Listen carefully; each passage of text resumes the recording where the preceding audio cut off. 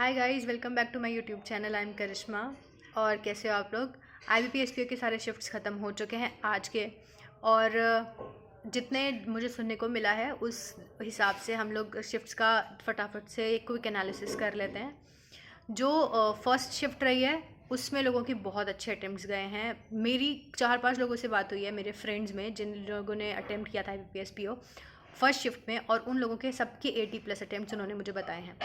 In fact बहुत से लोग तो 90+ भी बता रहे हैं, जिनका एक्यूरेसी का मुझे लगता है कि उन लोग का लोचा रहेगा एक्यूरेसी का। 90+ वाली तो शायद ही होगी, लेकिन हाँ 80+, 85, 88 तक लोगों के अटेम्प्ट्स बहुत ईजिली गए हैं IBPS PO के फर्स्ट शिफ्ट में 4 दिसंबर के। और बाकी फिर वहीं तो उसमें किस तरह का आया कि इंग्लिश हमारी एकदम मॉडरेट लेवल की आई है, इजी कह लेंगे कंपैरेटिवली।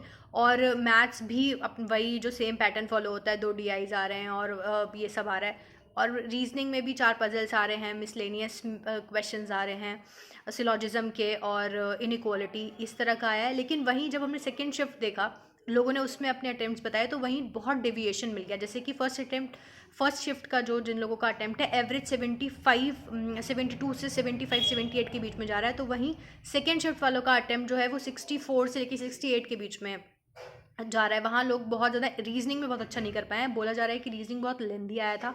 मिसलेनियस क्वेश्चंस जो स्कोरिंग होते हैं, जैसे 5 नंबर का इनइक्वालिटी हो गया, या सिलॉजिज्म हो गया, या कोडिंग डिकोडिंग हो गया, उस तरह का कुछ ऐसा देखने को नहीं मिला। बहुत लेंदी सारी चीज़ें देखने को मिली हैं।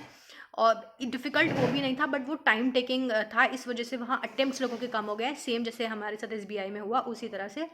थर्ड शिफ्ट में फिर दोबारा लोगों के अटेम्प्ट्स जो हैं वो बढ़ गए हैं। अच्छा अटेम्प्ट लोग कर आ रहे हैं। फोर्थ शिफ्ट का मेरा ज़्यादा किसी से बात हुआ नहीं है।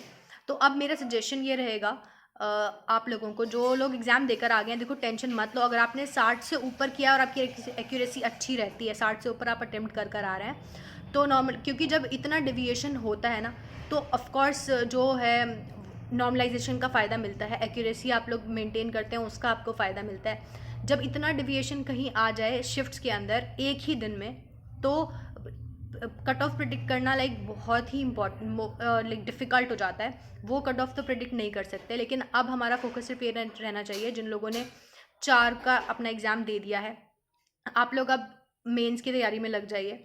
ठीक है, अभी क्लैरिकल का भी प्रीलिम्स बचा हुआ है, SBI PO के प्रीलिम्स हो चुके हैं, तो बिल्कुल, क्योंकि कट ऑफ बिल्कुल प्रिडिक्ट की नहीं जा सकती, तो बस अब आपके हाथ में सिर्फ ये है कि आप मेंस की तैयारी में लग जाओ। करंट अफेयर्स पढ़ना स्टार्ट कर दो, बढ़िया तरीके से करंट अफेयर्स पढ़ो।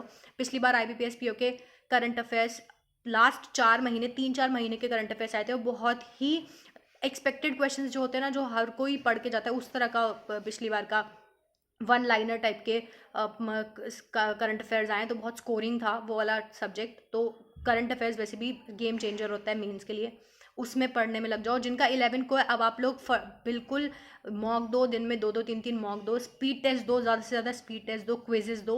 और अभी कुछ टाइम के लिए आप लोग छोड़ भी दोगे अगर मेंस की तैयारी, तो कोई बात नहीं, पहले प्रीलिम्स पे अपना फोकस कर लो। ये 1 हफ्ता दबा के प्रीलिम्स की तैयारी करो। और बाकी इस वीकेंड, मतलब अभी जब संडे को, मैं करंट अफेयर्स का रिवीजन स्टार्ट कर रही हूँ। सारे नोट्स मैंने प्रिपेयर कर लिए हैं।